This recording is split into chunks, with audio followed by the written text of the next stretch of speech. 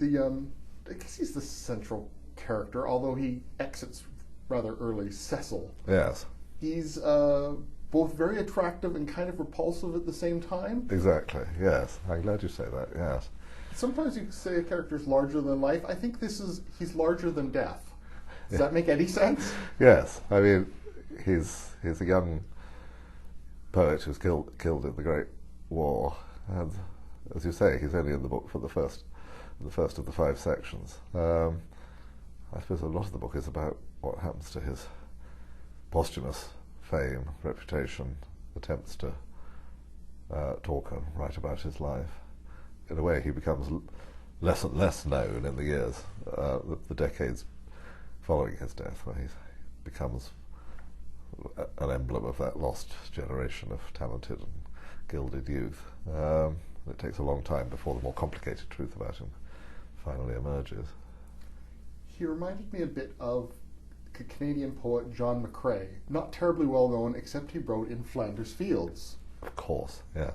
Yeah. A minor poet, second-rate poet I think you even call Cecil at one point, but who manages to, and same thing, I don't know anything else McCrae ever wrote, but Flanders Fields everybody knows, and same thing with Cecil, that some lines from his poem are just burned into the national psyche.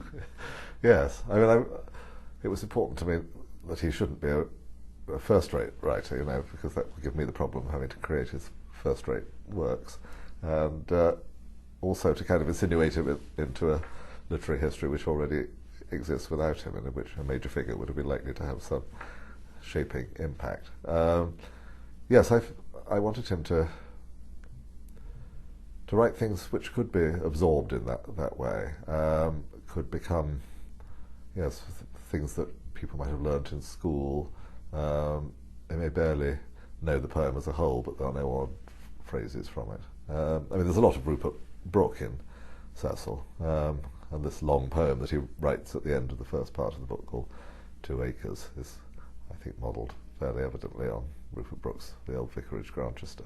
And they're both rather idyllic poems written about England before the war, which after the war sort of come to seem to symbolise everything everything that was being fought for, and much that's been lost.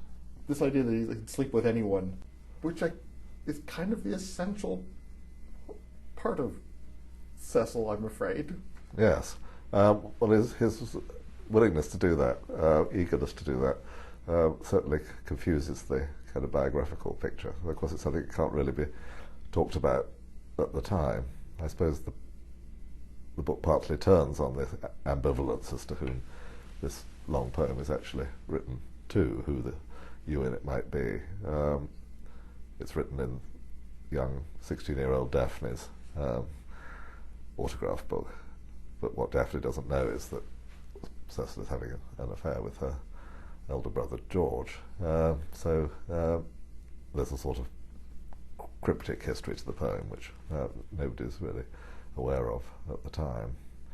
Cecil, you know, he's upper class and has that extraordinary sense of entitlement to pretty well everything, including sex. He has an sort of unhesitating belief in his own power and charm, I think. And he is charming. Yes, I think he probably is. I mean, the reader, I hope, will sort of see round him in a way that the overall guests at the weekend party at the first part of the book perhaps don't. What was your favourite era to write about? Because you do cover, almost a century of life. I'm not sure I had a favourite era. They were different to write about. The first 2 eras are necessarily those which I know about myself through reading books written in those periods or set in those periods. When I got to 1967, in a way it was more difficult because I was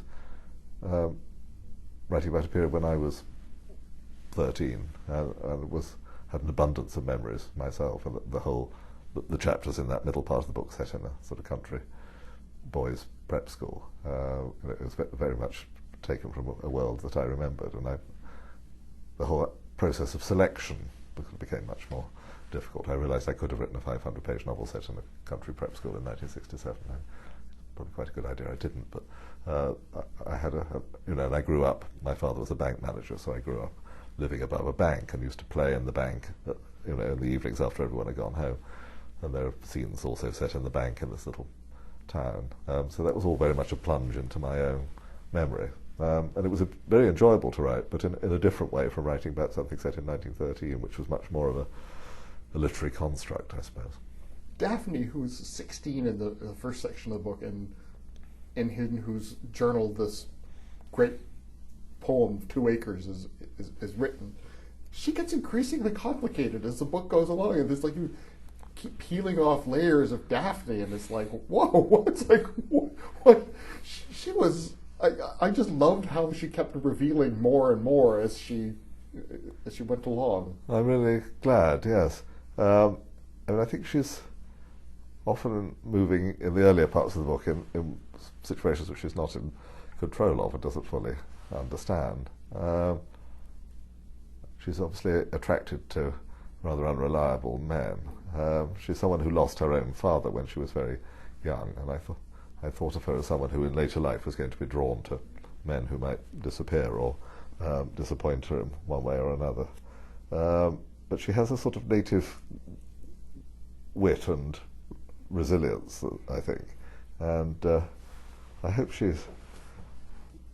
remains an endearing character. The odd jumps in the narrative mean that, in the middle part of the book we're suddenly seeing her from a different angle and at a greatly advanced age.